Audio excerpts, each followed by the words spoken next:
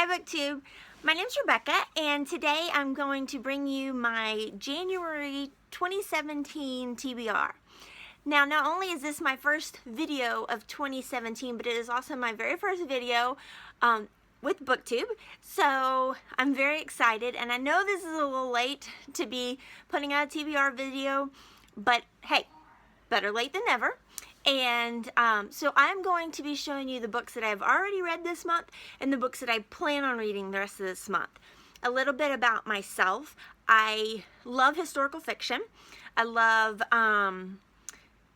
mystery and thriller and contemporary. I'm not a huge fantasy fan. I don't like sci-fi, and I say that, which is so funny because our family is huge Star Wars fans, but I don't like reading sci-fi. My son is crazy about Star Wars. He's read just about everything related to Star Wars, and but I prefer historical fiction and mystery and contemporary. So with all that said, let's get started and let me show you the books that I plan to read in January. So the first book that I've already read in January is Small Great Things by Jodi Picoult, and this book, I've already read it, like I said. It's about 450 pages, and this book I love so much, but this book I hate so much. Okay, so let me explain a little bit. So this book deals with some very serious issues, serious issues that unfortunately our world and our society still deals with on a day-to-day basis, and that's racism. One thing that I did like about this book was that it portrayed both sides, and it portrayed both feelings and how it made people feel, whether they were being discriminated against or they were the person discriminating somebody. Very tough to read, but at the same time, it kept my attention. I wanted to know what happened, and I'm very happy that I read it.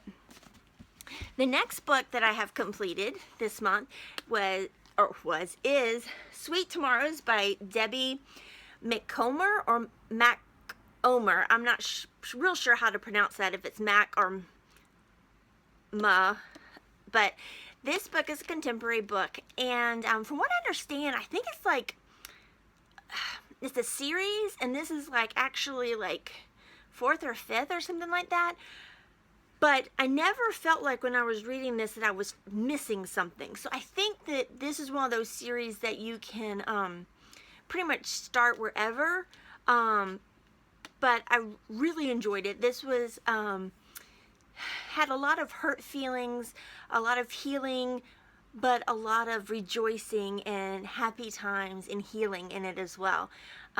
Beautiful story, and I really enjoyed it. Oh, I didn't say my star ratings. See, I'm new to this. This one I would say definitely a 5-star rating, and then this one, I don't know how to rate it. I've had a hard time. I don't remember what I gave it on Goodreads. I think I gave it a 5 just because it kept my attention, and it, you know, I didn't want to put it down and things like that. But as far as like the topics that it dealt with, I don't know. It was a good book. So then I picked up Lilac Girls by Martha Hall Kelly, and this book is historical fiction, and it's told from 3 perspectives, these 3 women, and at first they're, you know, individuals, and they don't, their stories don't overlap, but as you get into the story, they do, and you see how they overlap. But this is a story about Nazi and discrimination against Jews and people from Poland and things like that, and concentration camps. I'm about halfway through it. This too is really hard to read in times. Actually, there are some times in it that's very slow, and then there's chapters in it that you just flip through the pages. So there's that one. And then I just picked up this book today. It's Only Ever Yours by Louise O'Neill. And from what I understand, from the back and from the little bit that I've read 22 pages of it so far.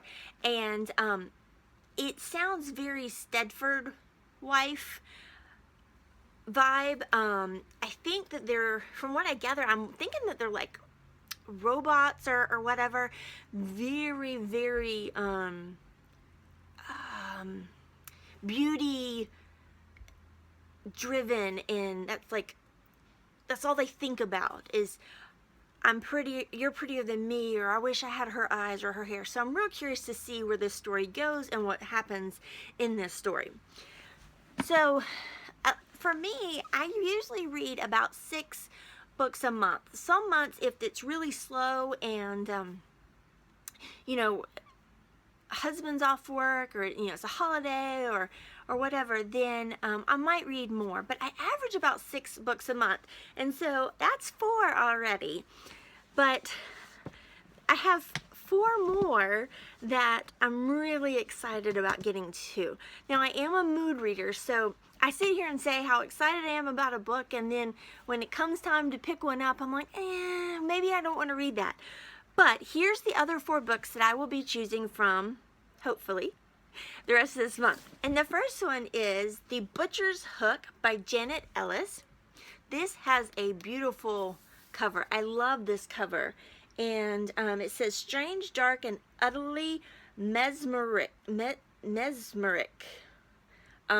This is also the author of Burial Rites, which I know Burial Rites is very popular book. I actually have it right here, and I haven't read it yet.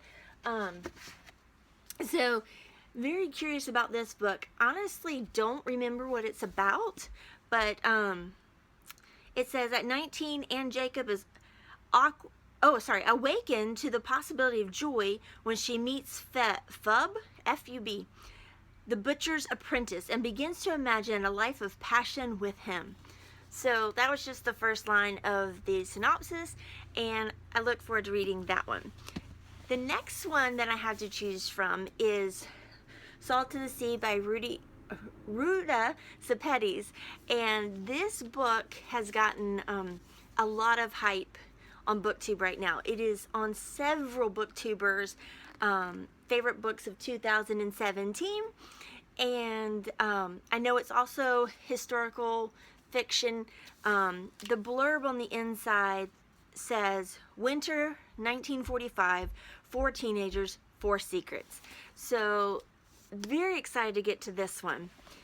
And then I have this one, The Ripper's Shadow by Laura Jo Rowland.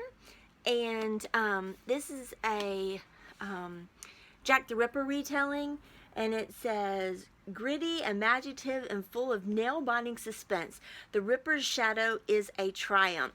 So I think this is going to be very suspenseful, you know, mystery, things like that.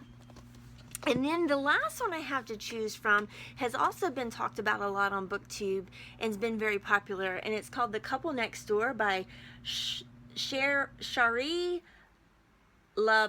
Pina, and mystery thriller. And the blurb here says, how well do you know the couple next door, your husband, or even yourself? People are capable of almost anything. So, like I said, I have the 3 that I've, 2 that I've read, 1 that I'm halfway through, 1 that I've started, so that's 4, and then I have these. So we'll see where it leads me. I know I won't get to this many, because this would be 8, and I don't think I've ever read 8 books, especially with some of these being pretty big books. But this is what I have to choose from this month. So thank you for watching. I hope that you enjoyed this, and if you did, I hope that you push the subscribe button, and I will look forward to seeing you in my next video. Bye!